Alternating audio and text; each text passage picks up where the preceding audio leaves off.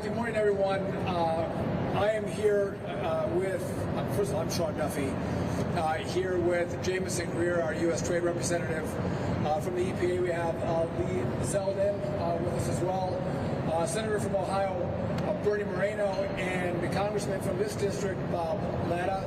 We just had a great tour of this Ford facility producing great American trucks with, by the way, amazing American workers. And I think it's important to note the effort that the Congress, President Trump and his administration have put into making cars more affordable in America and making sure that we look around the world and say, you know what? If you're going to sell your cars in America, you should make them in America with great American workers. And so our effort has been to make cars more affordable. And I want to talk about what we've done at USDOT. So the last administration, to be clear, they believed in a social policy that would force Americans to buy the cars that government wanted them to buy. We believe that the American people should buy cars that they want to buy. And so as the last administration had, in essence, an EV mandate that was forcing us to go from gas to electric, driving up the cost of gas cars and subsidizing electric cars, we looked at that policy and said we should go in a different direction. One of the ways they did that was through what's called CAFE standards. Those are the fuel efficiency standards that are set by USDOT. That standard was set at almost 60 miles a gallon. Now, there's no combustion engine that can reach 60 miles a gallon. And the law was set that you had to base it on a combustion engine. Well, the last administration contorted the law and said, well, we're going to use EVs in this analysis. What this did was forcing car companies like Ford, like GM and others, to pay billions of dollars in taxes or in carbon credits. And when they paid for those taxes or carbon credits, it increased the cost of a car to the tune of about $1,000 a vehicle. So what we've done at USDOT is we've set the path to bring that standard from an unattainable $60 down to an attainable 35 miles per gallon. So not only are we going to have cost savings with that, but now our car companies can actually produce cars that Americans want to buy. Now, I'm not advocating for the 1970s station wagon, but you could make the station wagon again under this standard. That's a different group of people who make those analyses, but that's a possibility. I don't want the government to dictate the kind of cars we build. I want the freedom of innovation, and I want consumer demands to drive the cars that are produced. Just on the affordability side, and the president has worked very hard at fuel prices. And so you look at what we pay per gallon of gas, and I'm sure Administrator Zeldin will talk about this, but we are at over a 5-year low. Donald Trump 247 is now competing with Donald Trump 45 to see if he can get the gas prices lower in this administration than he did in the last administration. But the last time gas prices were this low was 2019, and we're not done yet. We're going to keep pushing those prices lower, which means that's more money in Americans' hands. And and I'm sure the Congress will talk about this, but in the effort to make prices more affordable, the Congress, in one big beautiful bill, put in a provision that if you buy a brand new American-made vehicle, up to $10,000, you can write off a portion of that loan. Again, a well-thought-out set of policies to bring affordability back to the auto industry. And before I turn it over to Jameson Greer, I just want to note that as I saw here at Ford, this team works really well together, and it's a team effort. There's team input. What President Trump has done with his team, you have a group of cabinet members that actually like each other, that work together, that strategize together, they hear the president, and then we all work together to implement that agenda. No one is, see, by the way, I'm standing here, none of them stabbed me in the back yet. Yeah. We actually, we don't do that. We actually are fighting for the president, who's actually fighting for the American people. And it's that kind of team effort you need to accomplish big, bold things that the president cares about. And that's in also conjunction with the Congress, who have been great partners as well. So I couldn't be prouder to be here in Ohio and work with this kind of team to make sure we drive down prices, bring manufacturing back to this country, and we are just getting started. So thank you for having me. I want to turn it over to our U.S. Trade Representative, Jameson Greer, who's doing yeoman's work to protect American jobs. Thanks, Sean. And again, like Secretary Duffy, I'm so happy to be here. This is where it's happening. This is part of the reason why President Trump ran for office, was to protect the jobs here, to protect these plants, to protect American production. As I was on the floor today, I just asked some of the workers about the significance of the plant and these jobs and the life of the community. And I had one woman tell me that her dad worked at the plant, her grandfather worked at the plant. You know, I'm hearing that your cousin is working at the plant, and that this is part of the heart of the community. And that's what we're trying to conserve and support and promote in the United States of America. Now, with respect to affordability, part of that is prices. And if you look at the December figures, the price of a car is going down. The other part of affordability is wages and jobs, and bringing back good American manufacturing jobs. Over the last year, average weekly wages have gone up by 4% on average. $1,300 is the average yearly increase for a manufacturing job, for the types of jobs we have in these kinds of factories. During the last 4 years before President Trump, that number went down by $3,000. So we're in a position where inflation's in check, it's actually going down now, and wages are going up. And it's going up on the back of manufacturing jobs like the ones you have here. And on top of that, the president, he's using tariffs very effectively. The trucks that you make here, if they're coming now from overseas, if they're coming from a foreign producer, they have to pay an extra 25% tariff. And that protects your job, protects your production. And it's not just about making sure that we protect the jobs here, it's a national security issue. Every time you have manufacturing, you have research and development, you have all kinds of technology that goes into it. Auto manufacturing is advanced manufacturing, and we want to have it here. And we're now entering into a perfect situation where wages are going up, manufacturing productivity is going up, inflation is in check, starting to go down. This is what the American people want, and it's what we're trying to deliver for the Americans. Thank you so much for all the work you're doing here. This truly is the manufacturing heart of America. This is why we do what we do. It's so good to get out of Washington. I hope none of you ever have to go there. It's good to come here and see you working on the line, to see the trucks rolling off, and to know that we can compete and we can outcompete anyone in the world because of what you're doing here. Thank you, Administrator General. Most Americans in life won't have the opportunity like we did today to be able to visit a plant where their American-made vehicle is being manufactured. And what really struck me today from the first moment I was entering the plant was the tribute to American veterans. As I walked through today's tour, I saw tributes to all the different branches of the United States military. You see American flags. These workers believe strongly in their job and their mission, and they are working hard to produce an American-made product that our country should be extraordinarily proud of. Since my very first meeting with President Trump after confirmation, he has very specifically been asking questions about what we can do to get rid of an electric vehicle mandate, to address tailpipe emissions like what we saw coming out of California that has caused so much issues with regards to consumer choice and the price of vehicles. The president has been specific in his concerns, his questions, his desires related to CAFE standards, and this team that you see here and our colleagues have been working very hard to deliver on what the American public voted for, what the residents of Ohio voted for, and so many other Americans, in wanting to protect and bring back American auto jobs. At the EPA, our core mission is protecting human health and the environment.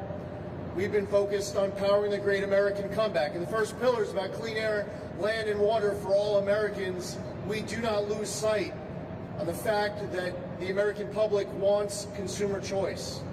And they were very upset with the direction of politicians in government who want to choose for them what kind of a vehicle to purchase and have in their driveway. Secretary Duffy's leadership in making sure that there was an important reset on CAFE standards is key progress for our country that helps to accomplish that mandate that the American public voted for.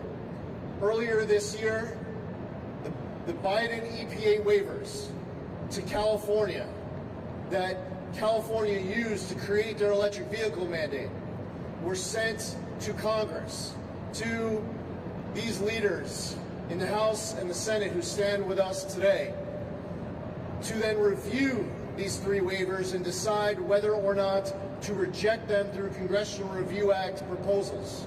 Through the leadership of Senator Moreno, Congressman Latta, and their colleagues, Congress rejected those three Biden EPA waivers and sent it to the President for a signature to get rid of these Biden EPA waivers for good. That means that the California electric vehicle mandate is gone for good, and all the other states that had adopted it to force manufacturers, to force American consumers into a left-wing policy that ties their hands behind their back and dictates what the future of the American auto industry should look like, rather than allowing demand to drive policy. And I'm very grateful to these members of Congress for their leadership on these issues. Right now, the Trump EPA is finalizing a decision on whether to repeal the 2009 endangerment finding, which includes a proposal to rescind all greenhouse gas emissions on light, medium, and heavy-duty vehicles from 2010 and beyond, as well as the off-cycle credit on that much hated, that universally hated nearly, start-stop feature. If finalized, it would be the largest act of deregulation in the history of the United States of America.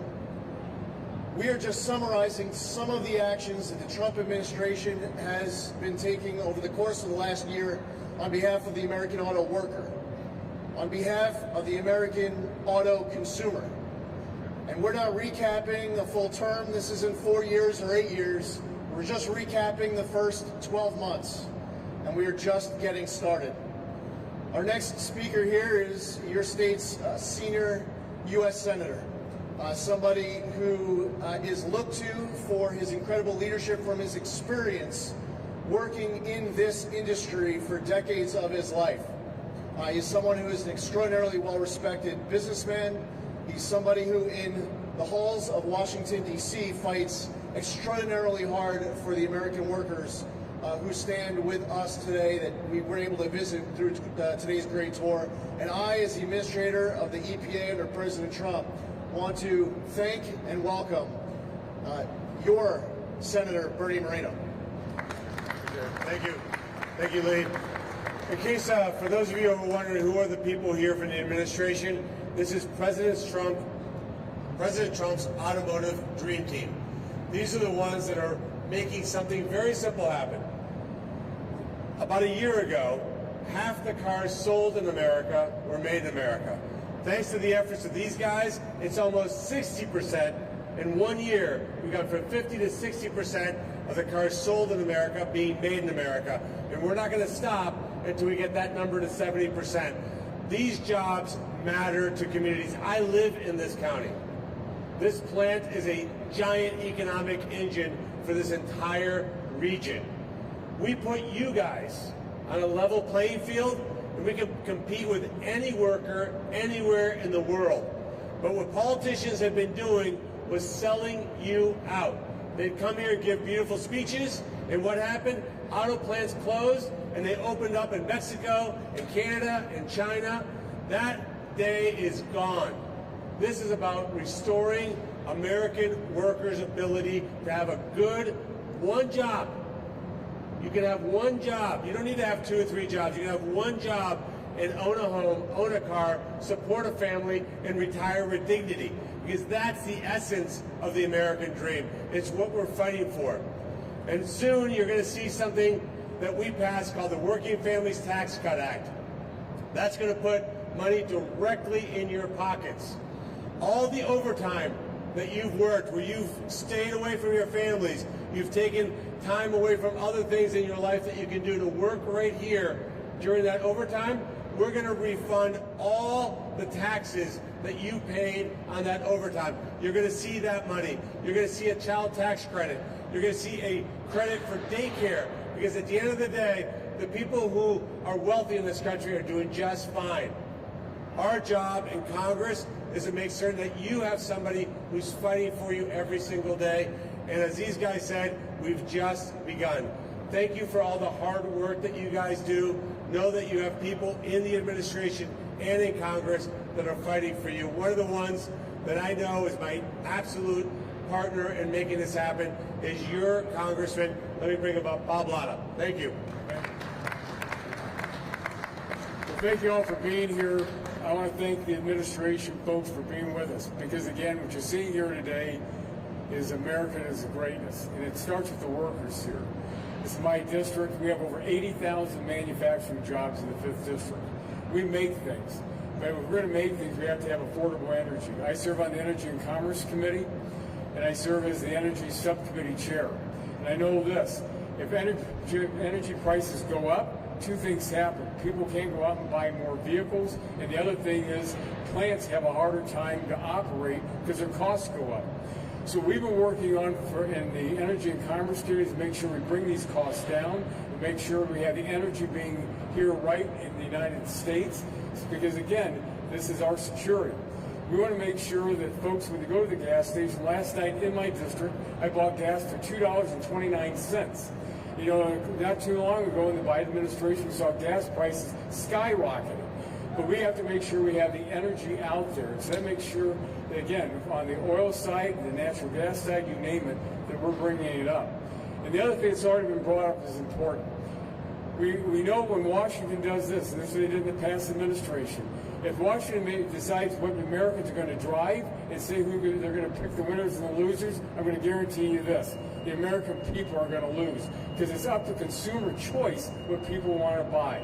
And I tell you, when you look behind us here at these vehicles that they're making here, all these vehicles are going off the line. They're going to be out on the roads working and helping Americans. So I want to thank the Ford here, but the workers here for everything they do to make sure we keep America on top. Thank you.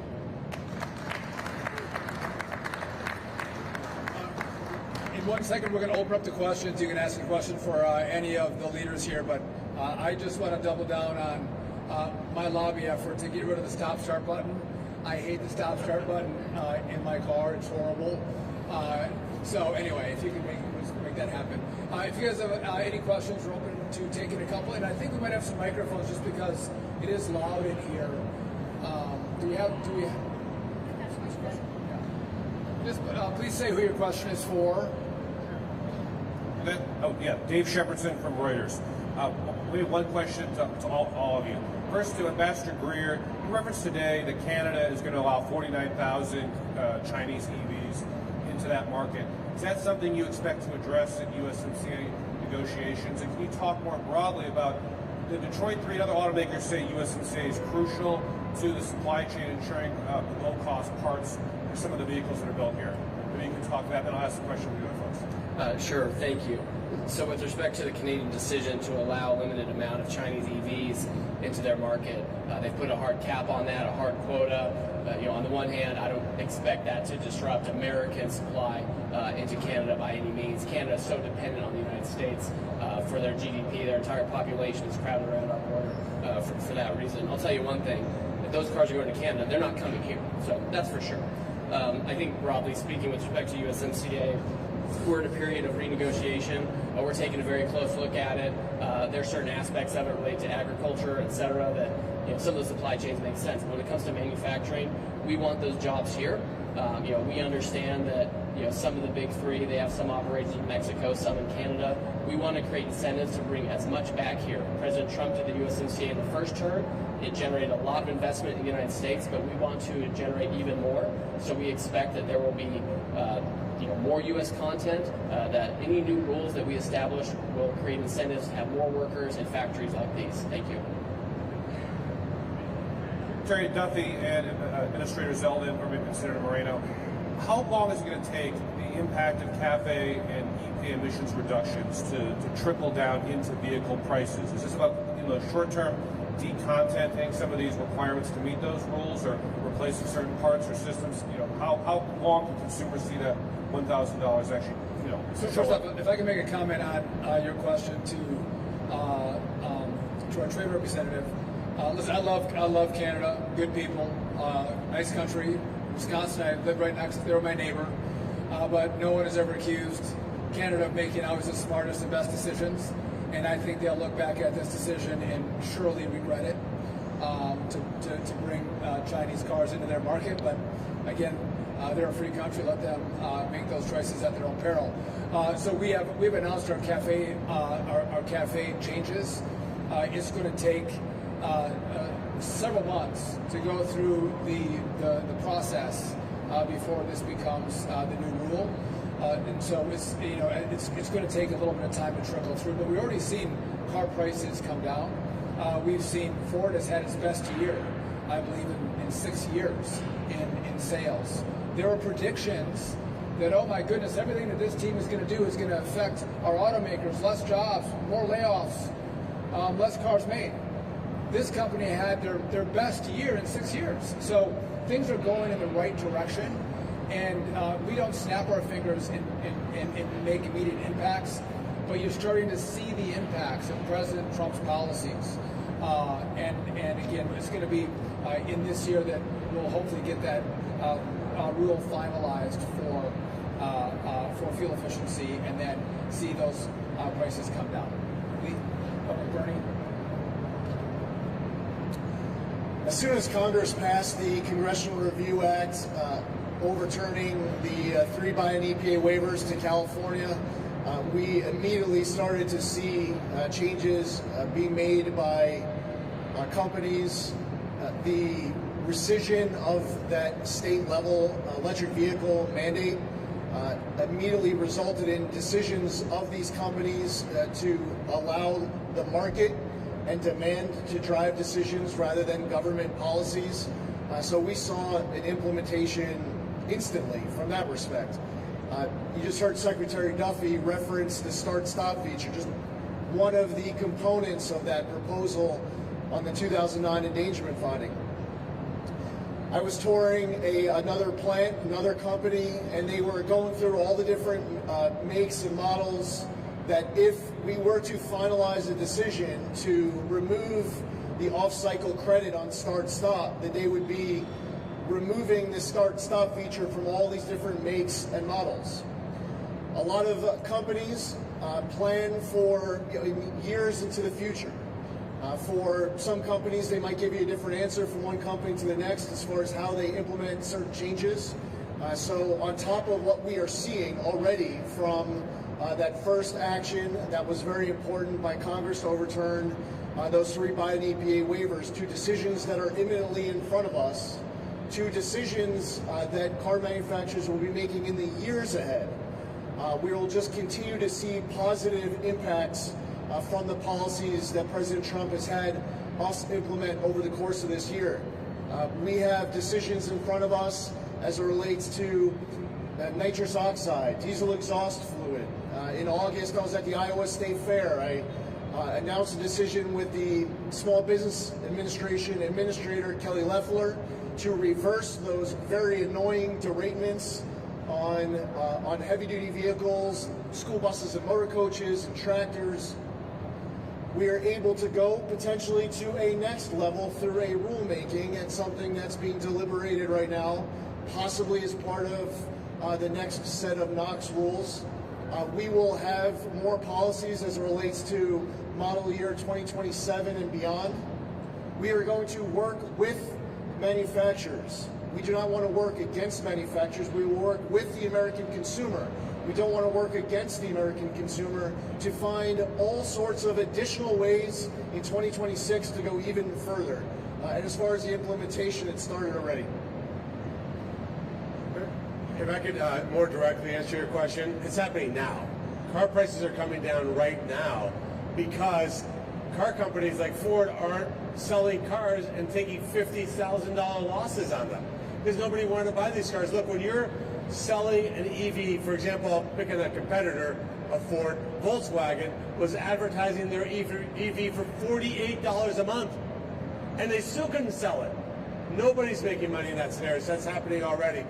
Look, these EV subsidies were going to multi-millionaires. I saw it firsthand. Wealthy people were getting $7,500 to lease electric vehicles. We're taking that money and we're putting it in the hands and the pockets of working Americans.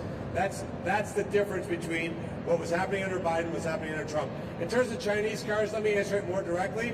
As long as I have air in my body, there will not be Chinese vehicles sold in the United States of America. Period. Hard stop.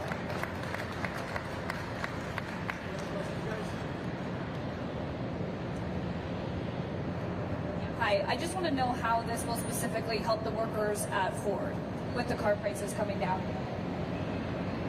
With 19 News here in Cleveland. Repeat your question? Yep, I just want to know how car prices coming down, how that directly relates to helping the workers here at Ford. Well, look, first of all, how does it help? It's obvious. All of us need a vehicle to drive around. So bringing car prices down puts money in the hands of workers because now your monthly payment is lower, your out-of-pocket is lower. We passed a bill that allows you to deduct the interest on that car loan above and beyond your standard deduction. That directly will put money into the pockets when they do their tax return right now. We want to expand that to cover leases as well. But we also put in place, again, deductibility for overtime taxes, deductibility for tips, deductibility for Social Security. This is about also making certain that we're protecting American jobs. Look, these guys can outcompete any worker in any country on earth.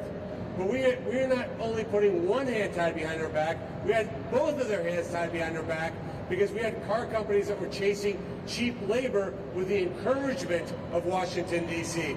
Now we're making these car companies rethink that analysis, and they're going to have more auto workers here in the U.S. because these guys are high-skilled workers.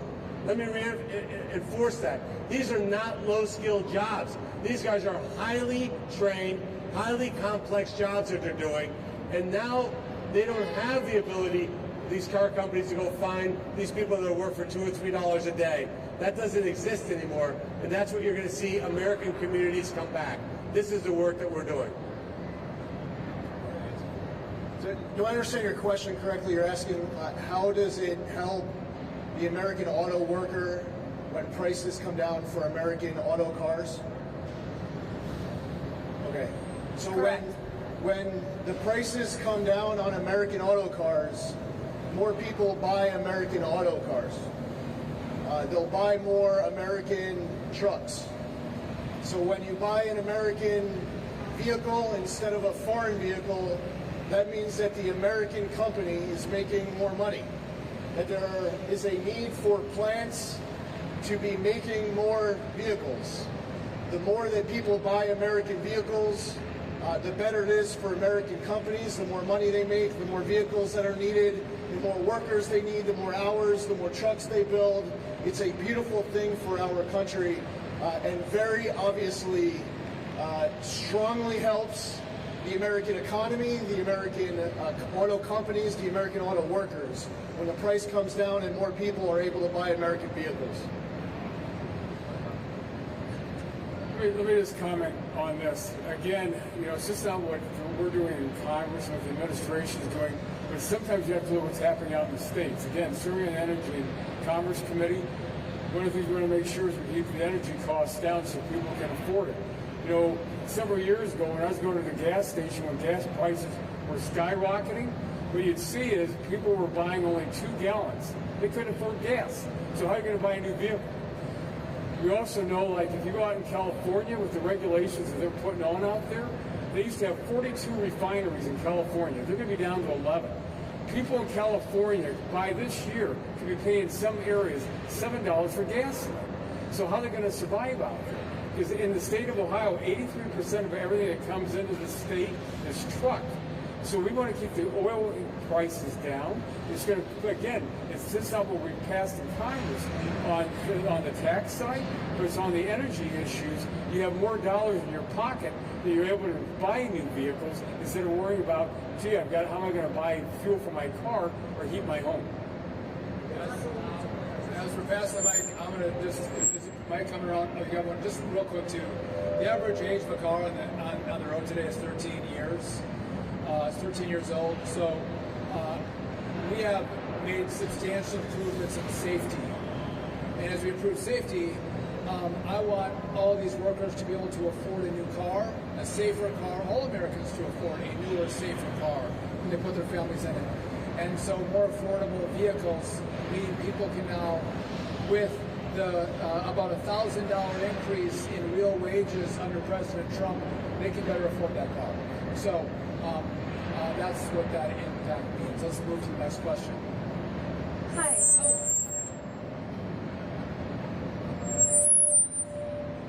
Mary Francis. Okay, gotcha. Sorry. I'm Mary Francis from the Plank Dealer in Cleveland. No, can you hear it now? Is that better? I'm so sorry. I'm Mary Francis from the Plank Dealer in Cleveland. I just wanted to know from anybody in the administration why you chose Ohio specifically to talk about these policies today. So the question was, why do we choose Ohio? This is the center of the car universe, the center of the sports universe, as I've explained to my friend from Wisconsin. This is the beating heart of the auto industry is right here in Ohio. This is where autos are made, the supply base exists. This is the most important state. I know what the guys up north think. It's all about Ohio. And let me make one more point.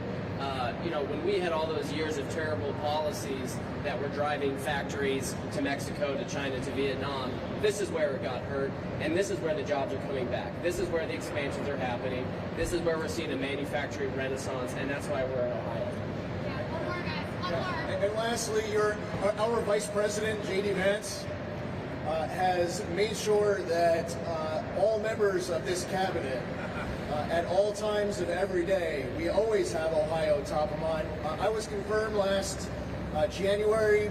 The Vice President instantly contacted me and said, on Monday you're going to Ohio. It's the first state you're going to go visit. This is our first trip of 2026, the first state. Here we are in Ohio. And I would say in many different respects, the Vice President has not forgotten where he comes from. He keeps it top of mind for all of us here in the cabinet, and I'm sure the Vice President is going to be very happy to know that more of the cabinet continues to come back to his home state of Ohio. One last question. Secretary Duffy, John Kostick from Channel 5, ABC in Cleveland. You mentioned safety. It's been said that easing some of the safety standards would bring the price of cars down further. Is that something your department is considering? So safety is our number one priority, whether it's in cars or in aviation.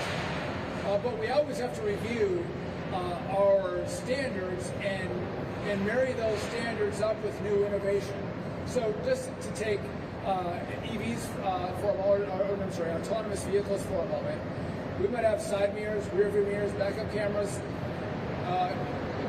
We have to look at, well, do we need that equipment in an autonomous vehicle? So I want to continue to advance the safety standards, but I always look back and review to go, do we have old standards on the books that we don't need anymore that are driving up the price of vehicles?